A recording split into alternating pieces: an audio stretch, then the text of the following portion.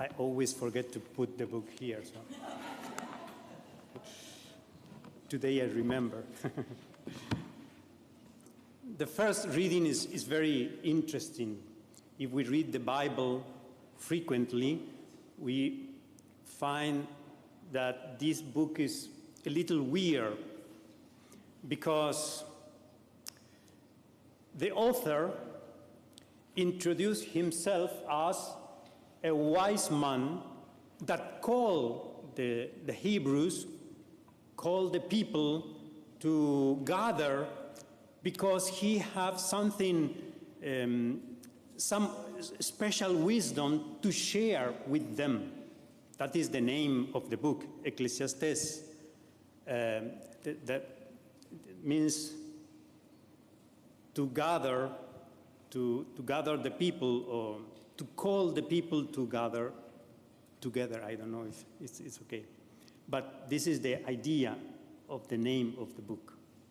And so, to give himself authority, he said that he was the son of David, the king, so he was Solomon, and he is a wise man that shared with us his wisdom. But when we read the text, we find out that the text have a very negative thoughts, very pessimist thought. Especially here in this part of the book at the very beginning, he said that we struggle a lot to have some things in life, but at the end, another people will take our possessions, and when we die, we lose everything, and that's it. So,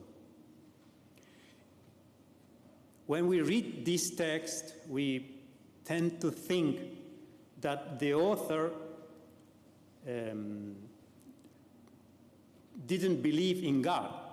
And we can compare this text with philosophers of the 20th century. For example, Jean-Paul Sartre wrote a play for a theater. This is a play, okay?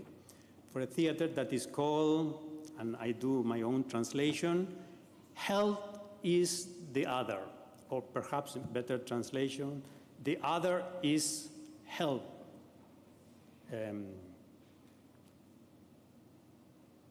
And here the text said that you struggle a lot to have things, but another person will enjoy all that you have.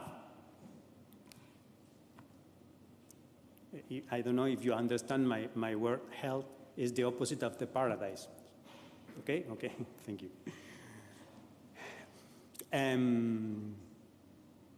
We can compare also with another philosopher from Germany, Heidegger. I pronounce in my way, sorry. And he tried to, well, it's very difficult to translate philosophy, because I study philosophy, but in Spanish, not in English, you know.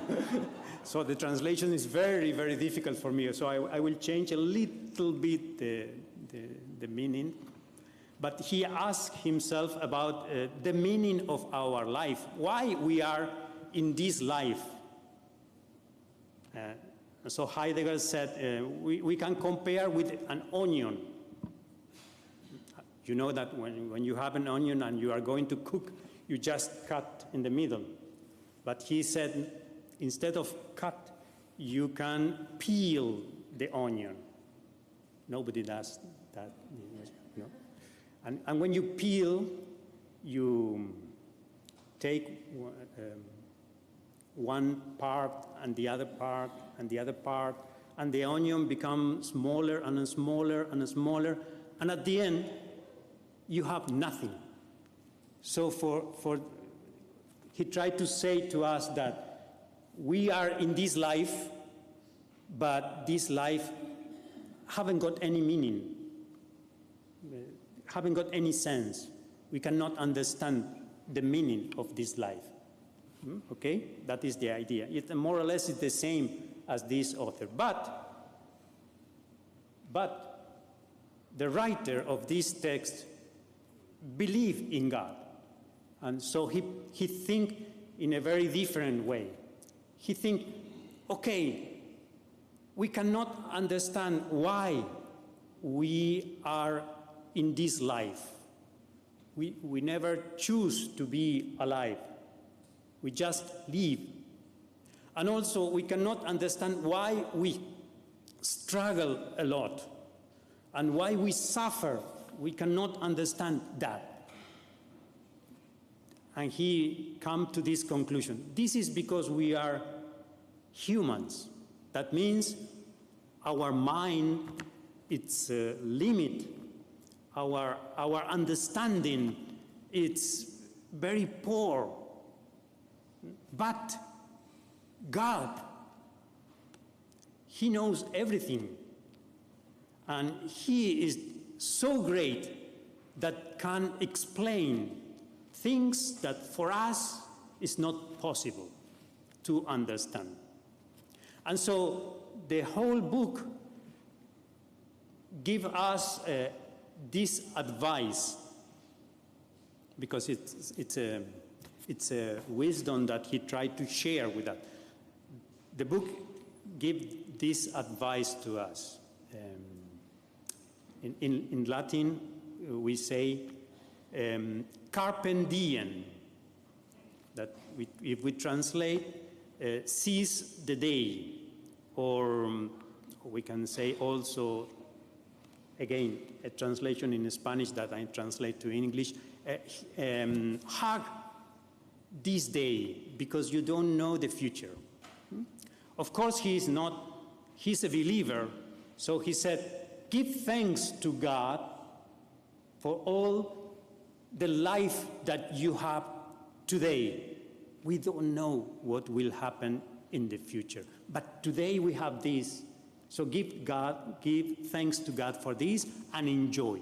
That is the idea of the book.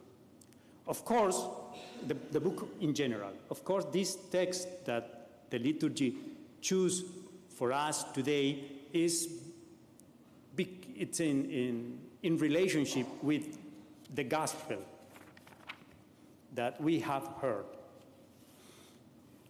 So in the Gospel of Luke, it's very, very important what we nowadays call social justice.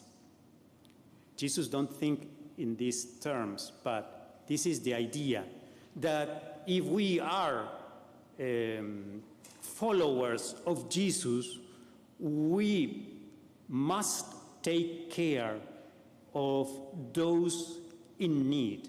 We must do something for the poor. And this, we have a lot of text that speak about that in the Gospel of Luke.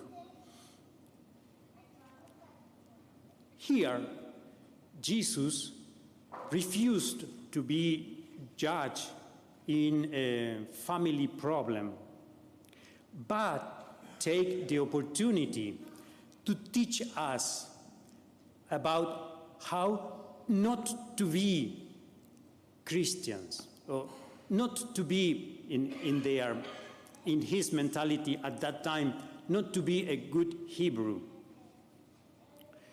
And he delivered a parable. The parables are stories that Jesus taught to the people in order to challenge them, in order to shake them and make them think a little further. So here in this parable, Jesus explained what that means to be greed. So there are some relations with the first reading, but some difference too. The first difference, that is more important for us, is that in the first reading, a man become rich because he struggled a lot. And Jesus said in the parable that the man is rich, so he took for granted that he is rich and doesn't care if he struggled or not. But he is rich. But the main difference is that in the first reading, God is not mentioned at all. But in the parable, at the end, Jesus said that we must, as followers of Jesus, we must try to be rich in what matters to God.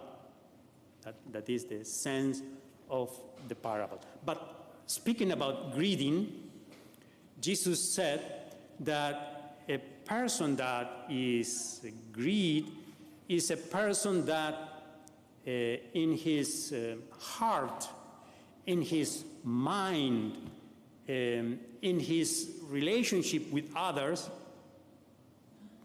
haven't got room for others. He only have room for himself. So he is a greedy person, is always thinking how he can be okay and how he can party the whole time. Yeah, it's like a teenager, more or less. The important thing is to be party, you know, or to have parties. And that is a greedy person. Sorry for the teenagers, just.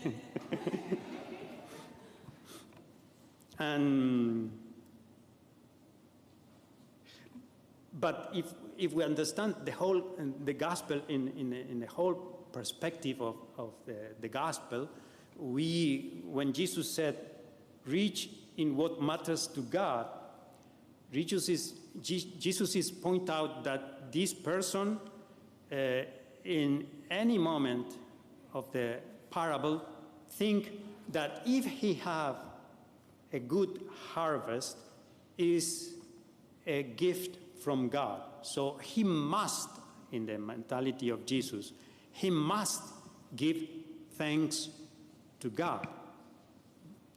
And the second idea is that if he must give thanks to God, he must also think that he can share all his goods. For example, he can share with the workers that work for him and make him rich. Or he can help the widows and the orphans that are the paradigm, or the better example of the poor in the whole Bible. But he is always thinking in himself and not in others. So the gospel today asks us to think what we are doing with all the gift that God gives us, not just in money, but in all kind of things. All kind of things. Especially today, let me point out that we are going to have a second collection that is dedicated to those who have problems with the floor. You understand better than me. And also we have someone that came to ask to speak with us about building homes to those who cannot afford to buy a new one by themselves.